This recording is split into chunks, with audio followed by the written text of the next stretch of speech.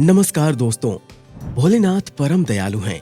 वे देव, दानव और जीवों पर भी कृपा बरसाते हैं। जगत के संहारक भगवान शिव गले में नाग, सिर पर चंद्रमा, हाथ में त्रिशूल और डमरू लिए हुए हैं।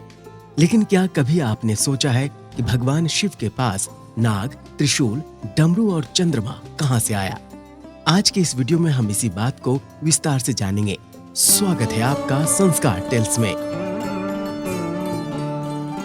त्रिशूल से भगवान शिव ने शंखचूड़ का वध किया था।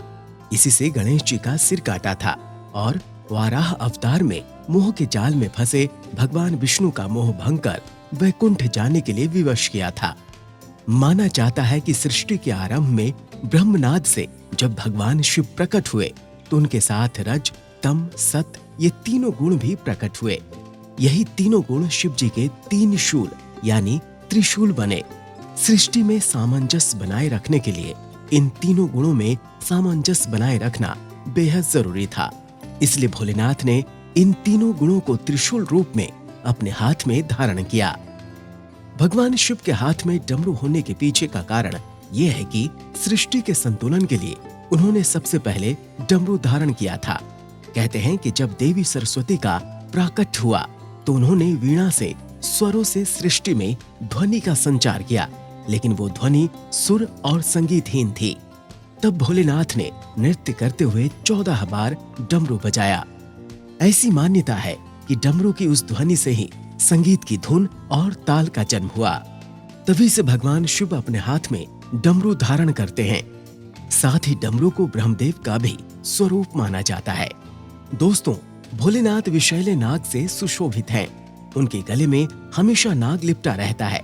तो आपको बता दें कि जो नाग भगवान शिव के गले में लिपटा रहता है वे वासुकी नाग हैं। सागर मंथन के समय वासुकी नाग को ही रस्सी के रूप में प्रयोग किया गया था। कहते हैं कि वासुकी नाग भगवान शिव के परम भक्त थे। वासुकी नाग की भक्ति से प्रसन्न होकर भगवान शिव ने उन्हें नागलोक का राजा बनाया था और साथ ही अपने गले में आभूषण की भांति लिपटे रहने का वरदान दिया था। तभी से वासुकी नाग भगवान शिव के गले में लिपटे रहते हैं। भोलेनाथ के मस्तक पर चंद्रमा के होने का कारण ये है कि चंद्रदेव का विवाह दक्ष प्रजापति की 27 कन्याओं से हुआ था। ये कन्याएं 27 नक्षत्र हैं।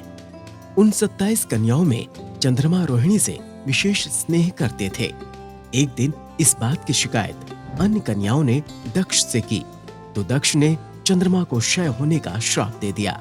इस श्राप से बचने के लिए चंद्रदेव ने भगवान शिव की तपस्या की। चंद्रदेव की तपस्या से प्रसन्न होकर शिव जी ने चंद्रमा के प्राण बचाए और उन्हें अपने शीश पर जगह दी।